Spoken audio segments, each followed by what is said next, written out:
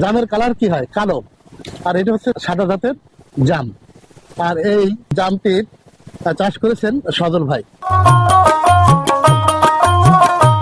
অনেকেই মনে করে যে সেই সবুজ আঙুরের মতন এত পরিমাণের বিয়ারিং ভাই, আর প্রচুর পরিমাণে ধরে।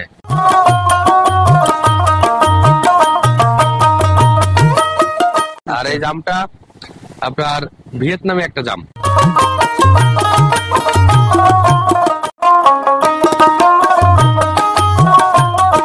দর্শক শ্রোতা বন্ধুরা, আসসালামু আলাইকুম। দেশ এবং দেশের বাইরে থেকে যারা এই মুহূর্তে আমাদের আজকের এই ভিডিওটি দেখছেন তাদের অসংখ্য ধন্যবাদ জানাচ্ছি। দর্শক, আমাদের কৃষিভিত্তিক ধারাবাহিক আয়োজনে আমরা আজ এসেছি চুয়াডাঙ্গা জেলার জীবননগর উপজেলার মানিকপুর গ্রামে। এই গ্রামের কৃষি উদ্যোক্তা সজল আহমেদ ভাই তার একটি জাম গাছের নিচে দাঁড়িয়ে আছে। দর্শক, দেখে কি মনে হচ্ছে? মনে হচ্ছে যে জামরুল, এরকম কিছু মনে হচ্ছে। জি দর্শক, জামের কালার কি হয়? কালো। আর এটা হচ্ছে সাদা জাতের জাম। আর এই জামটির চাষ করেছেন সজল ভাই।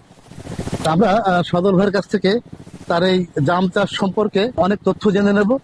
অর্থাৎ তিনি কোথা থেকে এই সাদা জাতের জামের চারা সংগ্রহ করেছেন, কখন কিভাবে তিনি এই চারা লাগিয়েছেন, এর চাষ পদ্ধতি কি আছে, রোগবালাই কি আছে, এবং রোগ প্রতিরোধে তিনি কি কি ব্যবস্থা নিয়ে থাকেন, তার যাবতীয় তথ্য থাকবে আমাদের আজকের এই ভিডিওটিতে।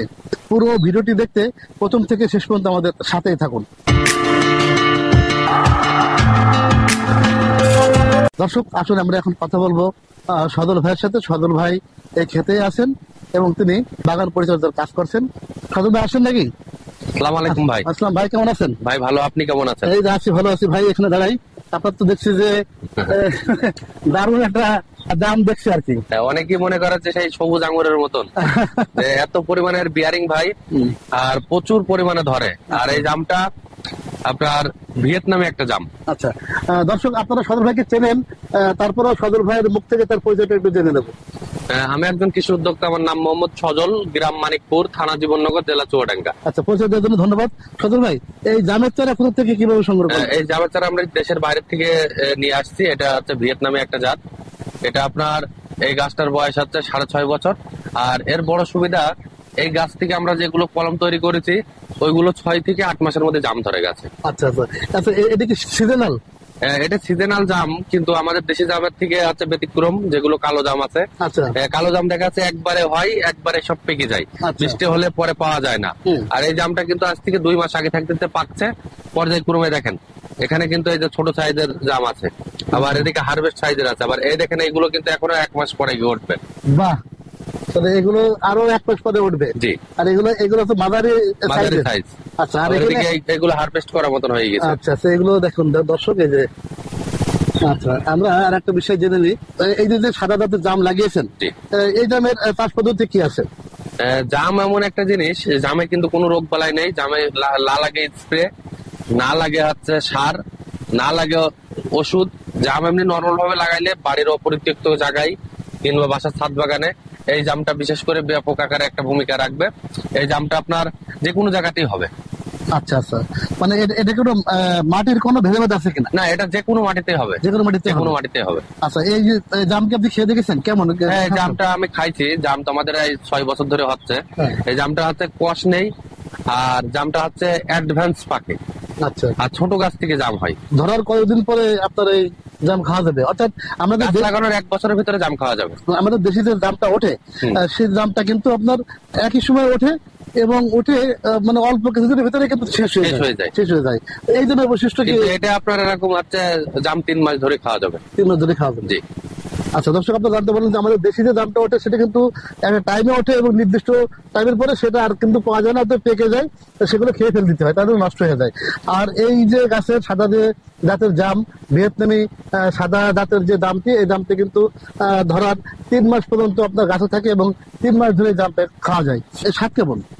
স্বাদ আপনি খেয়ে দেখেন, আপনি খেয়ে দর্শকদের জানান। বাইরে থেকে কিন্তু আমি কিন্তু জাম ছিঁড়েছি, আবার দেখাই। এই দেখুন, এই যে গাছে ধরে আছে, এখান থেকে আমি এই জামটা ছিঁড়ি, আপনাদের দেখাই। এবং এই যে সাদা জাতের জাম, এটা আমরা খেয়ে দেখবো কেমন। দর্শক, গাছ থেকে কিন্তু সেই সাদা জাম ছিঁড়লাম এবং খেয়ে দেখলাম যে আসলে রসালো, দারুণ। এটা কিন্তু আমাদের দেশি জামের যে একটা কষ মতো থাকে, এটা কিন্তু তেমন কোনো কষ নেই। আর জামের যে স্বাদ, যে ফ্লেভার, সেটা কিন্তু আছে এখানে। একটু মিষ্টি লাগলো আর কি। ভাই, রোগ ব্যাধি কি আছে? জামের কোনো পরিচর্যা নেই, কোনো রোগ বালাই নেই ভাই। না, তাহলে আমরা এই সিজনে একবারই পাবো এটা? হ্যাঁ, সিজনে একবার পাবেন। আচ্ছা দর্শক, আমরা এই যে সাদা দাঁতের জাম, ভিয়েতনামি সাদা দাঁতের যে জামটি, সেই জামের গাছ তিনি কোথা থেকে সংগ্রহ করেছেন এবং কিভাবে এই জামের পরিচর্যা করে থাকেন, যাবতীয় তথ্য ভার কাছ থেকে শুনলাম। সদর হয়ে অনেক কর্মব্যস্ততা ফেলে রেখে আমাদেরকে সময় দিয়েছেন, এই জন্য সদর ভাইকে অসংখ্য ধন্যবাদ জানাচ্ছি। ভাই, ভালো থাকবেন। আপনাকেও ধন্যবাদ ভাই। আল্লাহ হাফেজ। দর্শক, এতক্ষণ কথা বলছিলাম কৃষি উদ্যোক্তা সদর আহমেদ ভাইয়ের সাথে। তার কাছ থেকে আমরা এই ভিয়েতনামি সাদা জাতের যে জাম, সেই জামের চাষ পদ্ধতি সম্পর্কে যাবতীয় তথ্য জেনে নিলাম। দর্শক, আমার প্রতিটি ভিডিওতে একটি মেসেজ থাকে, আপনারা কোনো চাষ করার পূর্বে অবশ্যই সেই বাগান পরিদর্শন করবেন, সে জাত চিনবেন, মাটির উর্বর শক্তি বুঝে সেই কৃষিকাজে প্রবেশ করবেন।